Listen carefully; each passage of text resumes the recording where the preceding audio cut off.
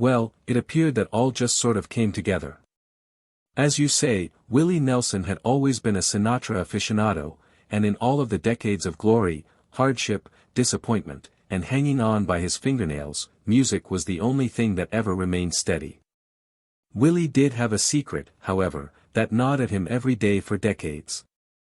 When his close friend and fellow highwayman Kris Kristofferson passed on, Willie finally acknowledged what he had held inside. Kris wasn't merely his friend or bandmate. He was the reason Willie made it through his most troubled years. But there was something more heartbreaking. Willie waited until Kris was dead before he could finally utter it aloud. In his own words, he admitted that he despised himself for never having told Kris the truth during his lifetime. What Willie would come to share about those desperate nights and the songs that had salvaged him would shatter hearts across the world.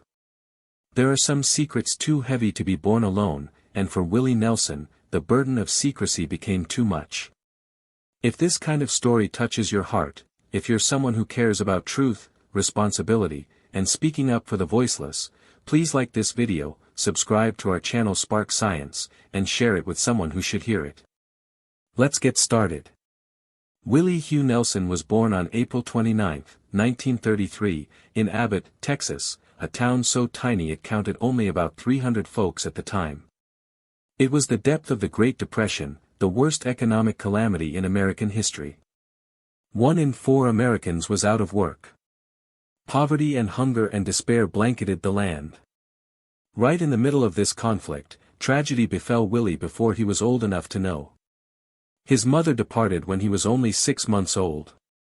She departed to seek employment and did not return, not even once. Shortly afterwards, his father also departed, leaving him and his sister, Bobby. Without parents to care for them, the two kids were taken in by their grandparents, Alfred and Nancy. Nancy taught piano, and Alfred was a blacksmith. They just managed to get by. In Texas, winters were brutally cold, and they even had to use old newspapers stuck to the walls of their home just to keep out the freezing wind.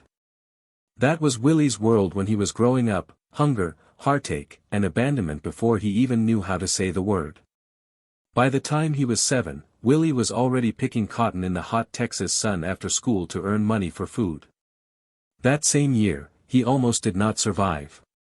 In 1940, pneumonia swept across the country and claimed the lives of thousands of children.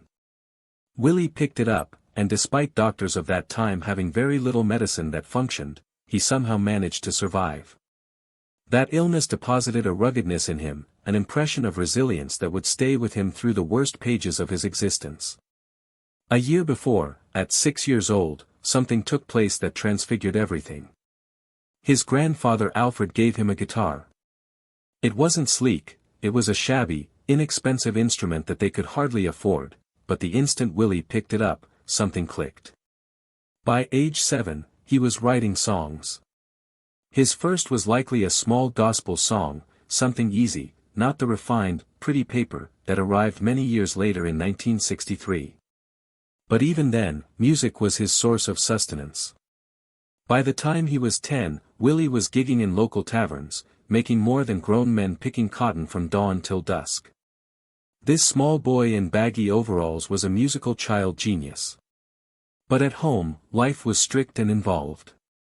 His grandmother, Nancy, was a devout woman. She attended the Methodist Church of Abbott, a church that had been established since 1899. She did not allow dancing, deeming it to be a sin. Each Sunday, Willie sang in the choir and was as good as a church boy could look.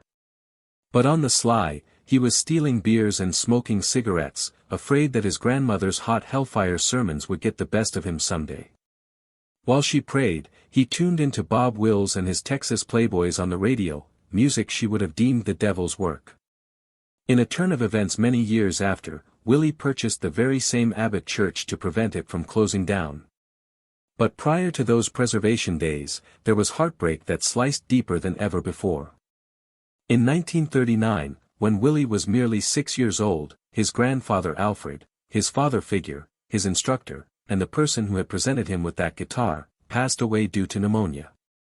It was as if losing the sun from his little world. Life only got tougher after that.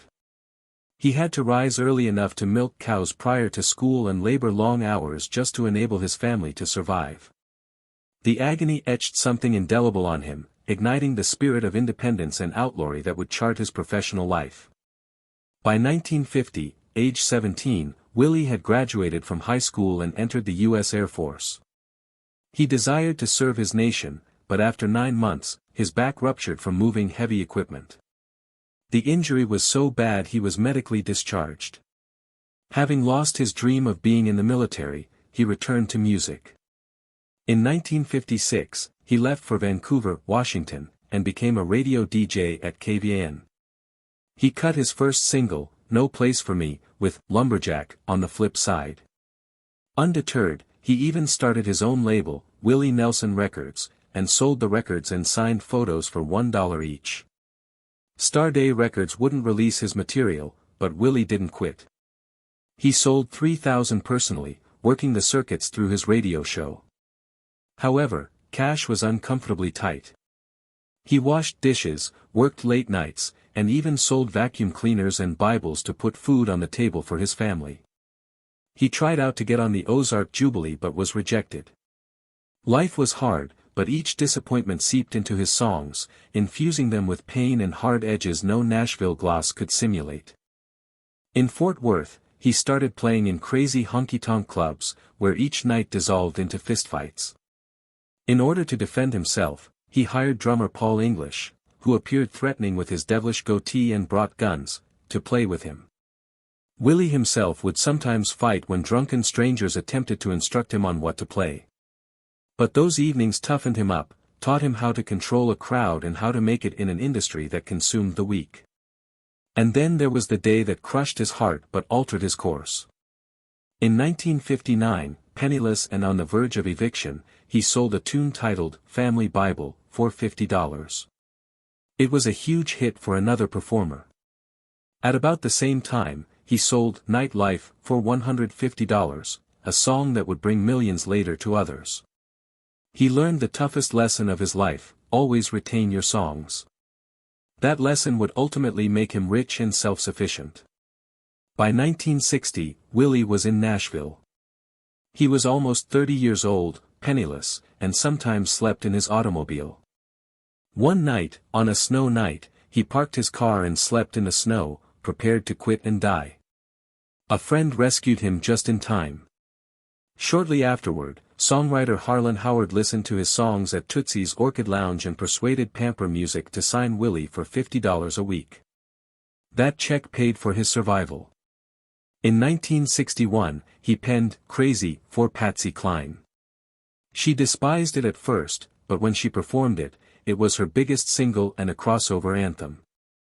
The recording solidified Willie's fame, but the paydays went largely into the record label's coffers. This betrayal fueled his disdain for Nashville's stiff system. He desired control, autonomy, and truth in his music, and Nashville craved homogeny. By the 1970s, disillusioned with the industry, he made the move back to Texas, where he fell into the counterculture of Austin. Hippies, cowboys, and outlaws congregated at clubs such as the Armadillo World Headquarters, and Willie fit in instantly. He wrote the lyrics to Shotgun Willie in 1973 on a box of sanitary pads in a hotel bathroom. The album that resulted bombed nationally but was a hometown Austin hit. Outlaw Country was born. 2 years later, on a $4,000 budget, he recorded Red-Headed Stranger. The record company loathed it and characterized it as a bunch of demos, but Willie would not let them change anything. The album went multi-platinum, and Blue Eyes Crying in the Rain, his first #1 single and first Grammy. He had defeated the Nashville machine on his own terms. After that, Willie's own history turned to both success and tragedy: outlaw country fame with Waylon Jennings, run-ins with the law, collapsing lungs, IRS scandals, and personal tragedies, including suicide by his son Billy in 1991. He reinvented himself time and time again, playing roles in movies like The Electric Horseman, co-founding Farm Aid with Neil Young and John Mellencamp, recording everything from jazz standards to rap tracks with Snoop Dogg, and taking home Grammys into his 80s. Alongside it all, his wife Annie D'Angelo was with him, assisting him in quitting drinking and overcoming close calls for death, including a harrowing case of COVID-19 at the age of 89. There was, however, Kris Kristofferson behind all the survival. When they first met as outsiders in Nashville, Willie saw something in Kris. In 1971, Willie sang Kris's song Me and Bobby McGee. In 1979, he recorded a whole album of Kristofferson's work. They co-starred together in Songwriter in 1984, speaking the truth about their hardships in fiction. With Johnny Cash and Waylon Jennings, they created the Highwaymen in 1985, a group that dominated the charts. Willie always credited Kris with making him courageous enough to be different. When Kris started losing his memory in 2009, the doctors believed that it was dementia. Years went by, and they found out it was Lyme disease. Kris recovered with treatment, and Willie never gave up on him, traveling to Hawaii, motivating him, and singing with him even when Kris could hardly remember the lyrics. But in September 2024, Kris Kristofferson passed away. For Willie, who had already lost Waylon in 2002 and Johnny Cash in 2003, this was the final blow. He was the last highwayman standing. In subsequent interviews, his sorrow overflowed. "I hated to lose him," Willie confessed, the words plain but weighed with a lifetime of unuttered love and respect. He revealed something he had never uttered before: Kristofferson's music had rescued him. "Sunday morning coming down, for the good times, help me make it through the night, me and Bobby McGee," these were his salvation when he thought he could not continue. He referred to Kris as the best writer who ever lived, but too late. Willie confessed that he despised himself for never letting Kris know all those things while he was alive. At the end of 6 decades of music, after a life of poverty, outlaw heroism, IRS fiascos, lung collapses, family loss, charity victories, Grammys, and reinventions, Willie Nelson was still lugging around regrets.